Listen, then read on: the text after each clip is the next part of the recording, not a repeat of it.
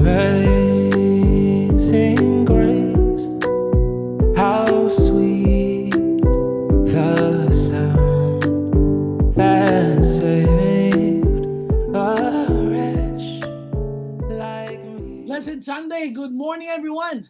Kumusta na mga kapatid dyan sa inyong kanya-kanya kinalalagyan? I hope yung iba ay hindi apektado ng mga pagbaha. Just the other day ay ang Maynila at iba't ibang lugar sa atin ay inabot ng mga pagbaha at malalakas na pag-ulan. But thank God and I pray na lahat tayo ay safe by this time. So ngayon po ay linggo na umaga, tayo po ay dumako sa pag-aaral ng salita ng Diyos. At gusto ko lang sabihin sa inyo na tayo po'y mapalad sapagkat wala tayo ngayon sa banig ng karamdaman. Iba sa atin ay nakakalungkot, syempre ayaw naman natin no, na iba nasa hospitals talaga. And praying na kung sino man yung mga kapatid natin na nandyan na nasa hospital na si Lord ay magbigay sa inyo ng recovery. Kumbaga yung speedy recovery. Hindi lang basta ikaw ay gumaling, kundi yung mabilis na gumaling at magawa mo yung mga dapat mong gawin. So dito ay pupuntahan natin ang salita ng Diyos. Alam nyo, itong mga nakakaraan dahil nagkaroon na nga ng mga giyera-giyera sa iba't ibang mga bansa, marami mga OFW ang pinauuwi sa Pilipinas. At alam natin na yung kanilang mga kabuhayan ay kailangan nilang pwersadong iwanan sapagkat kailangan nilang pangalagaan ang kanilang kaligtasan. So speaking of these people na mga kababayan natin, alam niyo mahirap yun kasi yung iba they are taking risks. Pumunta sa ibang bansa, nangutang, nahiram, para lamang magtrabaho tapos pagdating mo ron nakakalungkot, papauwiin ka rin. Iba pa rin mga hiniram mo siyempre, di ba? Kailangan mong bayaran yun. Kaya yung iba, kung maaari lang ay hindi na muna sila uuwi sapagkat naiisip nila, paano nga naman yung mga hiniraman dito sa Pilipinas. Pero dahil nga ang Pangulo may mga direktiba at ang kanyang mga ahensya, ang mga Pilipino pinauuwi dito sa ating bansa. So mga manggagawa na gustong magtrabaho para sa kanya-kanyang mga pangarap para sa pamilya ay kailangan umuwi. Alam niyo, gusto ko lang ding tingnan ang anggulong ito sa pag-uusap natin ngayong umaga kasi tayong mga naglilingkod sa Panginoon ay papaano ba? Nakakaramdam ka na rin ba na, "Uwi na ako, ayoko na," parang gano'n 'no? Kasi dito kasi ay, si Apostle Paul nung siya ay, nakulong, iba't iba yung kanyang mga naramdaman na ipinahayag niya sa mga kapatid natin sa taga-Filipos. Sa totoo lang sabi niya, kung puwede lang mamatay, mas gugustuhin ko pa. Sa hirap ng kanyang paglilingkod bagama't hindi siya nagrereklamo kaya lang sabi niya, "Kung ako'y mamamatay, pakinabang ko 'yun sapagkat, makakapiling ko na ang Panginoon na aking pinaglilingkuran. Pero kung ako may nabubuhay," sabi niya ngayon, "at ako'y mamatay, wow, it's a gain for me." Pero kung halimbawa naman ako ay magpapatuloy na maglilingkod sa kanya kahit nandito sa loob ng kulungan, okey lang sapagkat kayo, ang inyong pananampalataya ay lalago. Ngayon tanong kita, kumusta ang iyong paglilingkod sa Panginoon? Gusto mo na rin bang umuwi sa Panginoon dahil sobrang hirap? Kasi sobrang hirap na inabot ni Paul. Apostle Paul was imprisoned. He was imprisoned because of the gospel. Marami naman na na-encourage dahil sa tapang niya sa pag-iebanghelyo. Pero siyempre bilang tao, grabe, sobra ba? Kailangan ba talagang pagdaanan ng lahat ng ito? Kaya ngayon kung tatanungin ko kayo, paano ba dapat ipagpatuloy ang paglilingkod sa Panginoon ng mga anak ng Panginoon? So if you have your Bible, samahan niyo ako sa chapter 1 ng Book of Philippians. Basahin natin ang sinasabi ng banal na kasulatan. Actually, we will be reading part of it, but we will be discussing some verses from the whole book ng Book of Philippians. At kung uumpisahan natin yan, papunta tayo sa aklat ng Philippians chapter 1, at dito makikita ninyo kung paanong sinabi ni Paul yung kanyang damdamin anong siya ay nakakulong. Samahan niyo ako sa verse 21. Philippians 1:21 hanggang verse 25. Ito sabi ng Apostle Paul. Sabi niya, "For to me, to live is Christ, and to die is gain. If I am to go on living in the body, this will mean fruitful labor for me.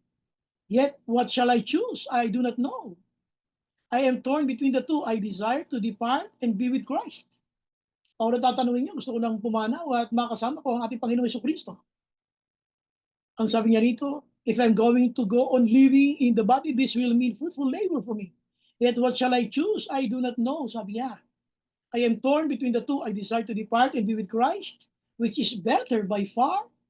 Sabi niya, masigit pang makabubuti yon. Pero sabi niya, but it is more necessary for you. Pero mas nanaisip ko manatili para sa inyo that I remain in the body sapagkat ang sabi niya, convinced of this, I know that I will remain, mananatili ako dito sa lupa, and I will continue, I will continue with all of you for your progress and joy in the faith. Pero mas nanatiling ko pang mabuhay sapagkat upang inyong pananampalataya ay lumago at ang sabi niya rito, at ang aking kagalakan ay nasa inyo rin habang ako ay naglilingkod sa ating Panginoon. So aking gustong i-discuss ngayong umaga is how God's people should pursue God's kingdom. Ayan. Paano ba ipagpapatuloy ng mga anak ng Diyos ang paglilingkod sa kaharian ng Diyos? How God's people should pursue God's kingdom? So ngayon pag-usapan natin. Ang sabi dito kasi ay si Paul nakulong because of the gospel.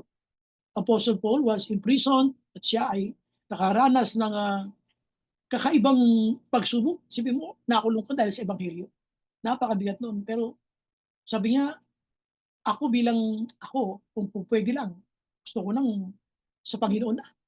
Pero kailangan ko manatiling buhay sapagkat kailangan lumago pa ang inyong pananampalataya. Nakakatuwa si Pastor Paul, no? Nakakatuwa si Pastor Pablo na may ganitong pananaw na ang iniisip ay ang kalalagayan ng mga kapatid sa Filipos. So, kumusta ka?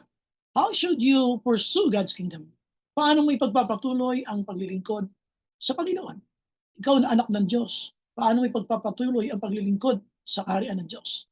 So, what we should do now is, sa ngayon, manalangin tayo, hilingin natin ang pagsama ng Panginoon. Shall we bow our heads, please? Let us pray. Lord, thank you for this day. Thank you for your word that we are about to discuss. Salamat, Panginoon, sa napakagandang oras na ito na linggo ng umaga ay kami po ay nakikinig ng iyong mabuting balita. Pagpalain mo po, Lord, ang mga kapatid namin na maabot ng ebanghelyong ito. Kami, Panginoon, makaunawa ng lubos, pabigyan ka ng papuri. Ikaw, Panginoon, ang maluwalhati. Ikaw, Panginoon, ang magbigay ng enlightenment sa aming isipan. Maunawaan namin ang iyong mga salita. What we are asking now, Lord, is please continue to encourage us to continue serving you. Whatever the odds we're facing. Salamat po, Panginoon. In Jesus' name we pray. Amen. Amen. Okay. So, great morning. A blessed Sunday, everyone. Great morning sa ating JCIWC family. So, pag-usapan natin, no? Paano ba ang gagawin ng mga anak ng Diyos? Paano ba ipagpapatuloy ng mga anak ng Diyos ang paglilingkod sa kaharian ng Diyos? So, dito gusto ko pag-usapan natin ang unang point. Let's go to the first main point. Ang first main point dito, para makatagal ka sa ginagawa mo sa lupa, whatever that dream is, whatever your desire is, whatever your goals are, ano yung mga plano mo, na you have to check your motive. First issue when you are in the kingdom of God is to be conscious. You have to think, you have to check, you have to evaluate. What's the point of doing all of this? So, pagkakasulat niya ni Paul, pagkabanggit niya, ipinanggit niya yung tanyo kung ikaw ay meron kaya ka lang lumabangon, kaya ka lang lumalaban dahil sa motibo mo, layunin mo, gusto mo mag-alipay. Hindi bago yan mo. O pala ko, ako tayo lumayo. May gusto akong ikwento sa inyo. Sa mga katapagpapala. Alam niyo ba na sa inyong bayan ay mayroong tatlong magkakaibigan na Kapampangan, mga Tagalubao. Merong tatlong magkakaibigan na silang lahat ay galing o Pampanga. Sa kanilang friendship, when they were still young, ay nangarap sila, may kanya-kanya silang pangarap.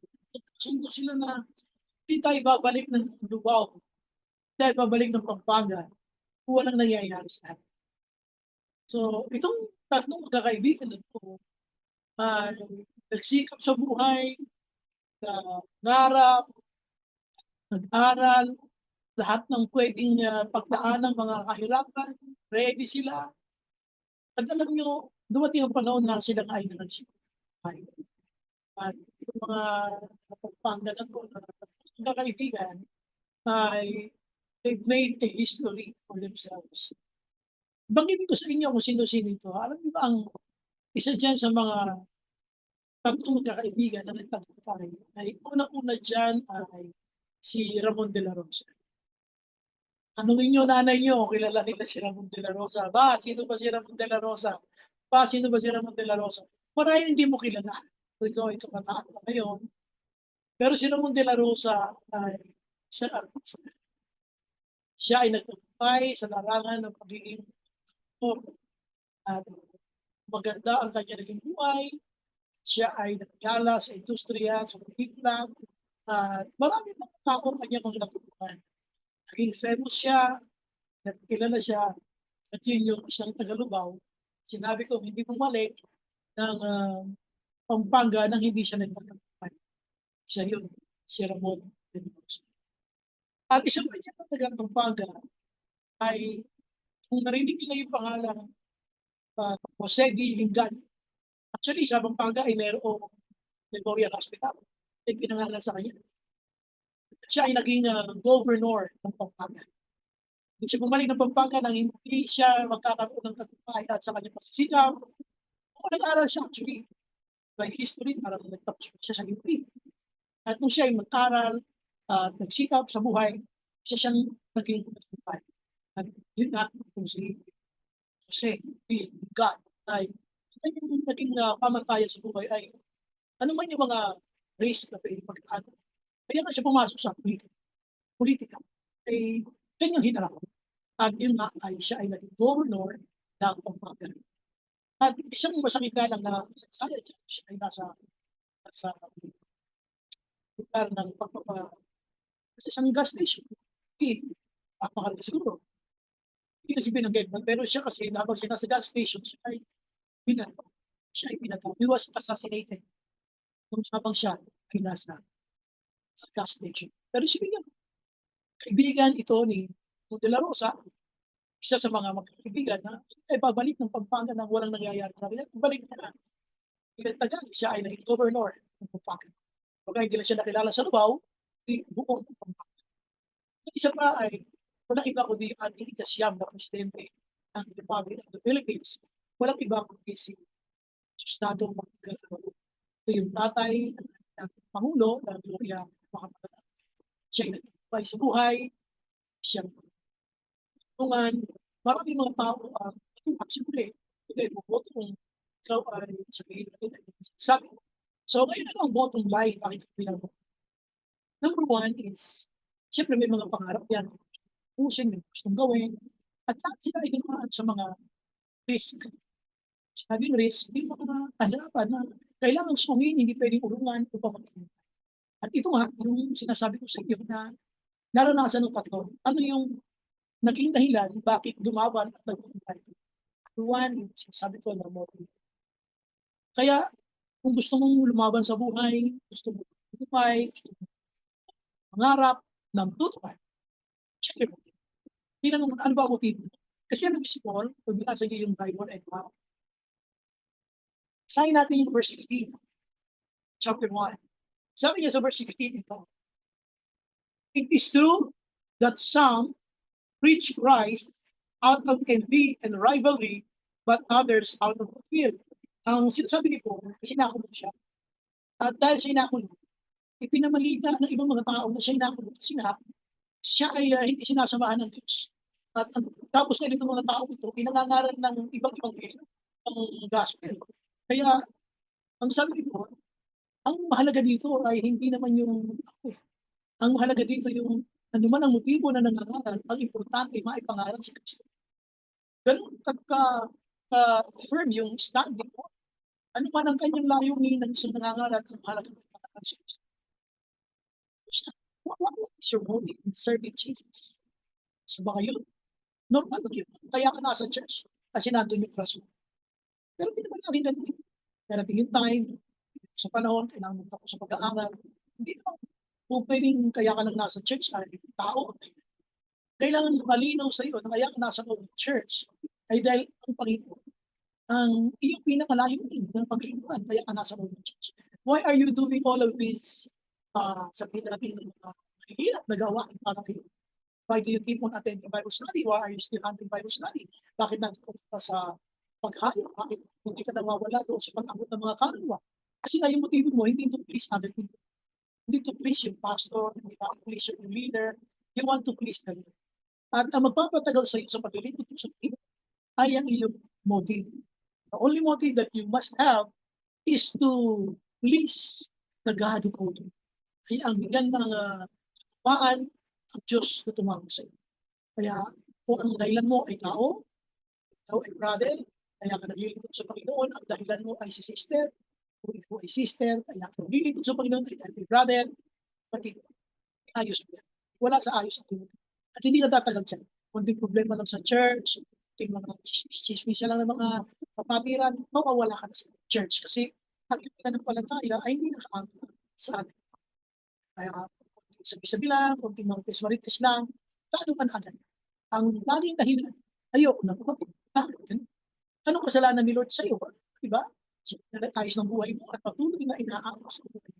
Kaya dapat ang number one, when you are pursuing God's kingdom, dapat malinaw yung okay? Tayo sa number two. Ang number two na gusto kong banggitin dito ay puntahan natin yung 17. Actually, kahit 14 lang and 15 eh. Sayin natin ha. Ang sabi ni Paul sa verses 14 to 15 ng aklat ng Filipos chapter 1, ito sabi niya. Verse 14, and because of my chains, dahil nga siya inakulong, chains.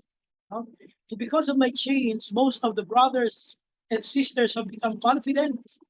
Dahil ako'y nakulong, maraming mga kapatiran ang lalo nagkaroon ng kumpiyansa sa kanilang pananampalataya, have become more confident in the Lord. Tignan nyo ha, bakit ang kumpiyansa dito kailangan natin? Yung lakas ng loob nila, sabi niya, have become confident in the Lord, not before. Tignan yun ha, kanyang kanilang pananampalataya ay lalong tumibay dahil sa Panginoon, hindi dahil. Kung naging instrumento si Pablo na kahit ang dami niya mga pagsubok, kahit ang hirap ng buhay niya, nakulong siya, nakaka-challenge si Paul. Dito makikita ninyo na ang number 2 natin ay hindi lamang yung sinasabi ko kanina na motive. Number 2 yung mandate.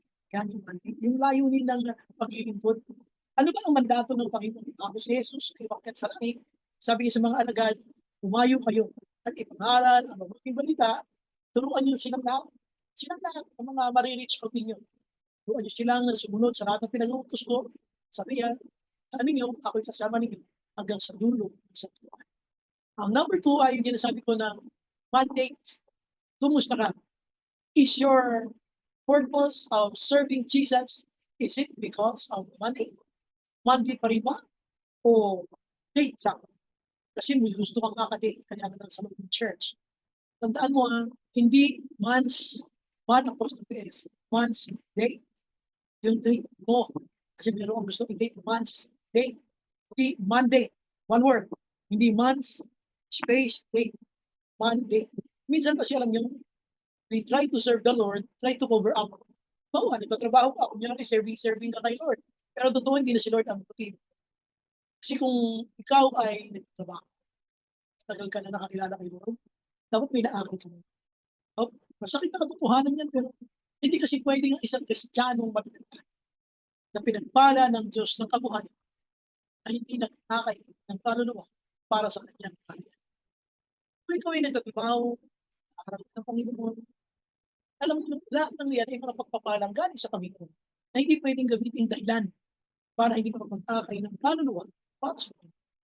So dito, ulitin ko sa inyo, mas before, because of God's plan, kaya siya nagpapagawa. Kaya nga, wala na akong pakialam kung ako man ay marites nila, nakulong, man ay na nagkakaranas ng hirap sa aking paglilingkod, I don't care. I don't care. Ang mahalaga dito ay pag-aaral. Basahin natin na dito sa chapter 1. Sabi niya rito, verse 16, the latter do so out of love, knowing that I am put here for the defense of the gospel. Sabi nila na kaya ako ay napunta rito sa lagpungan bilang pagdepensa ko sa Ebanghelyo ng Panginoon. It is true that some preach Christ out of envy and rivalry. Mga yung iba nangangaral na Ebanghelyo para na makipagkompetisyon. Kumusta ka ba? Why are you serving Jesus inside the church for competition? Para ipakita mo kay brother na mas magaling ka sa kanya, kaya ka nagsiserve kay Lord? Para ipakita mo kay sister na mas magaling ka, kaya ka nagsiserve kay Lord? Dito ang sinasabi niya, check na yun, motive, tapos yun, mandate, check yung mandate. Ano pa ba ang nagbibigay sa iyo ng lakas, ng pinakalayunin mo, bakit ka naglilingkod sa Panginoon? Ito ba ay malinaw na kaya ka naglilingkod sa Panginoon dahil may utos ng Panginoon? May pangaral ng Ebanghelyo. Kahit ito ay nasa loob ng church, hindi ka lamang mag-aaral ng Ebanghelyo, kundi mag-aakay ka ng kaluluwa ng pangangaral ng Ebanghelyo. Tama ng excuses natin. Matagal ka ng Christian, bring more souls to the Lord and bring them to the church upang sila ay maalalayan, maalagaan sa kanilang paglago. Be a part of a discipleship program. Maging part ka lagi ng Do 7, hindi lang during discussion, but during the execution. Marami sa ating part ng Do 7 ng ating discipleship program, just for discussion, puro talkies. Ang kailangan natin, kasama ka sa execution. May aking kang kanya. Sa ating, hindi ko mababayag kayo. So, how should God's people pursue God's kingdom? Paano ba naman papagtuloy ng mga anak ng Diyos ang paglilingkod para sa kariyan ng Diyos? Una, yung sinasabi natin, motive. Number 2, yung mandate. Ilang motive, yung mandate. Please, huwag mo kalilimutan ng mandate. Kasama ang pangangaral ng Ebanghelyo pag-akin ng kaluluwa. Huwag ka pupunta sa church na mag-isa ka na.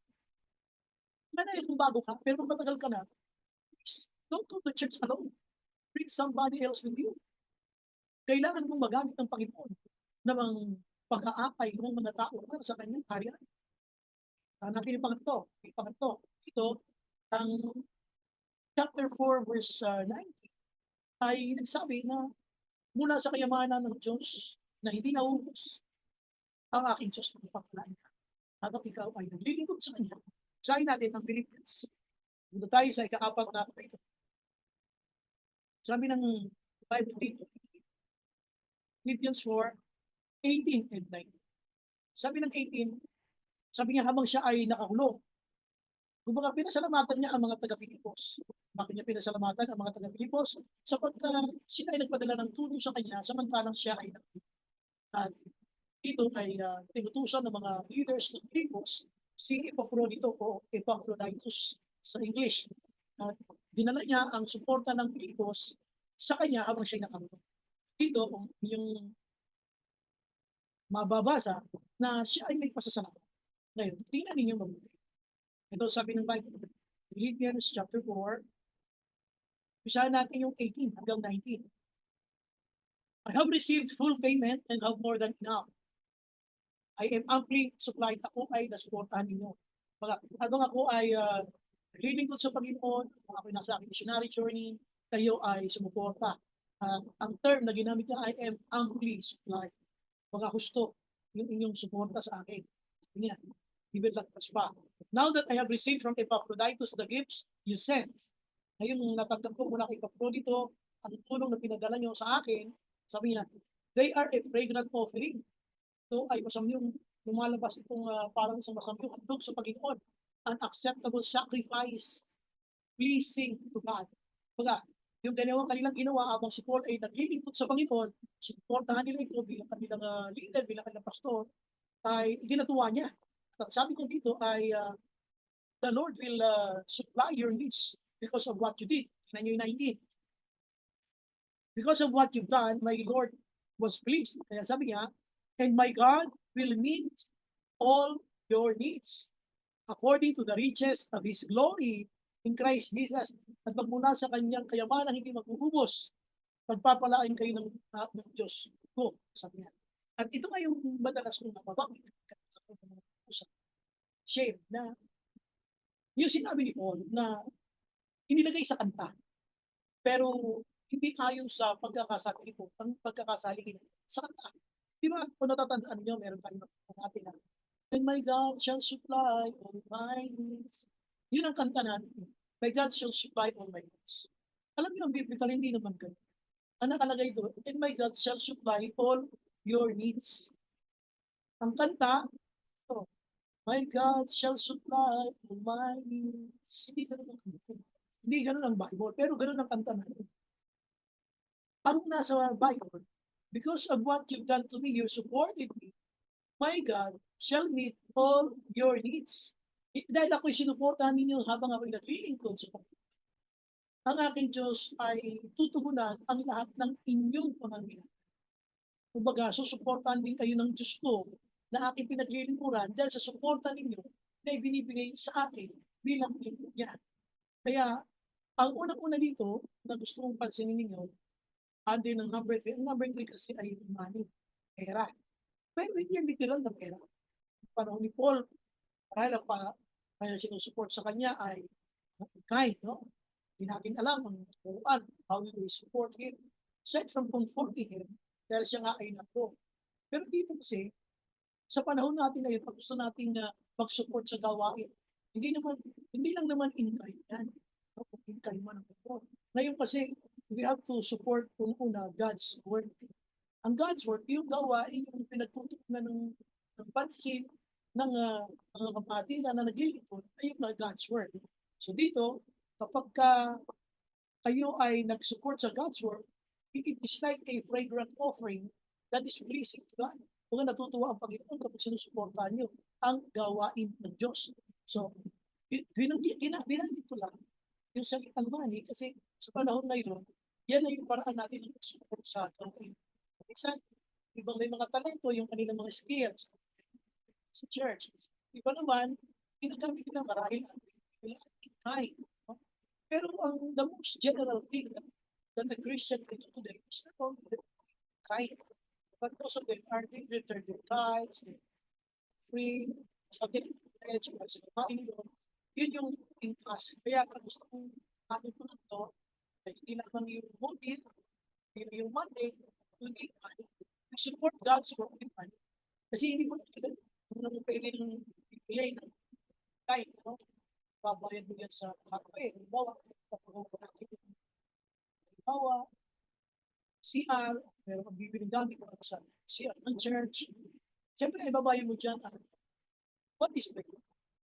As you serve the Lord, you serve Him through the resources that God provided for you.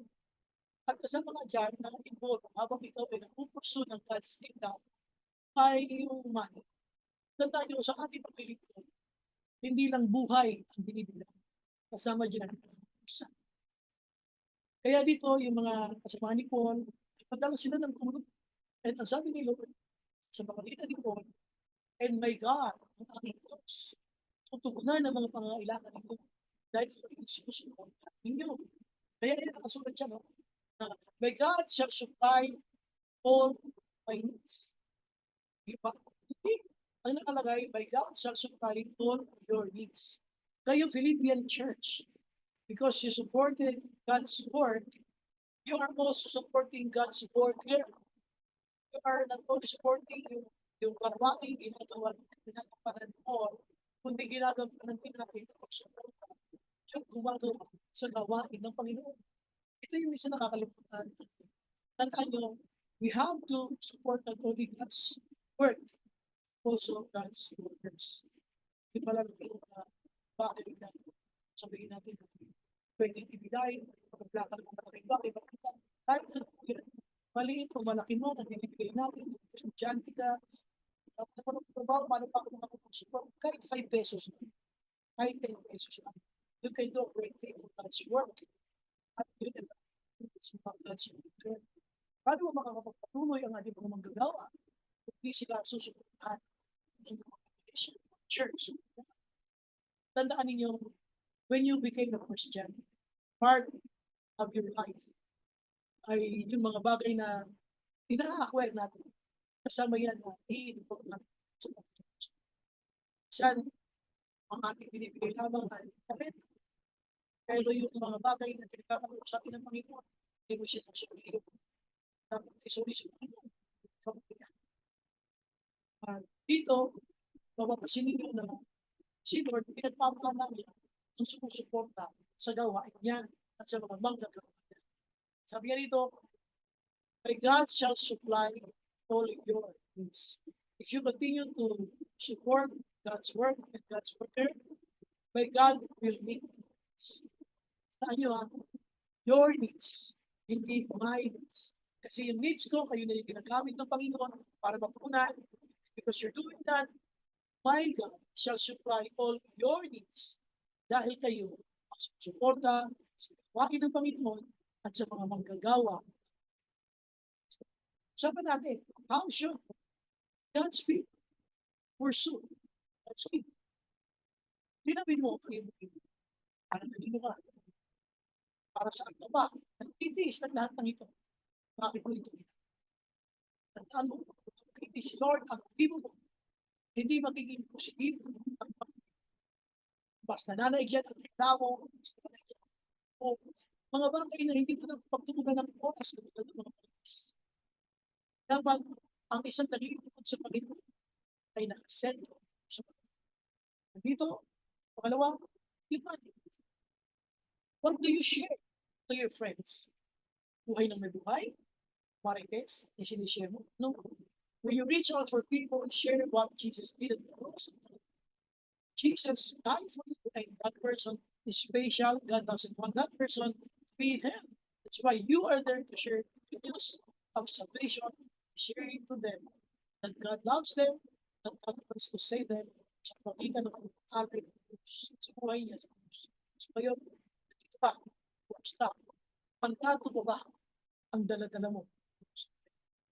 So tanong niya, why do I keep attending the church? Why do I keep fellowshipping with other brothers? Bakit ko piniti sa mga hirap ng ministry? Pantado mo. Ang dahilan. Si Jesus pa ba? Ang dahilan. O meron ka ng ibang tao. Nakakalagaan. Maliban sa kanyang putusan.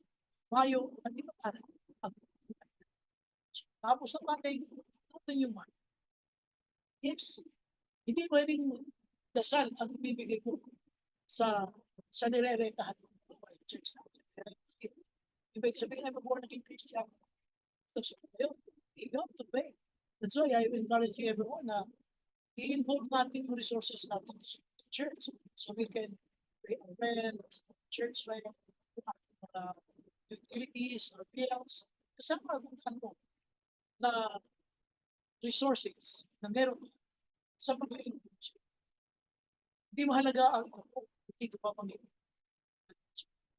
So, ngayon, mula, bilang kayo. Yes. So, dito, sa natin ulit, ang ating theme, how God's people should pursue God's people. At ating itatulog na, bigyan ko na conclusion ng mensahe. Dito bakit? Ang conclusion ng mensahe ito, gusto ko sabihin na, I pray na makuha natin ito. The only significance of Christian's life, tanging pinakamahalaga lamang sa buhay na isang Kristiyano na nag-iinit ay yung makatuwang sa pag-build. The only significance in the Christian's life is to be of help in establishing faith. Sabi natin conclusion, sa buhay ng isang Kristiyano, hindi na nag-iinit sa Diyos. Ang hindi nakakalimutan ay maging katuwang sa pagkatuwa sa pagpapalaki ng karya ng Diyos. Sa God bless you, mga. See you again, and I pray that wherever you are today, safe. God bless everyone. Have a blessed Sunday. Amazing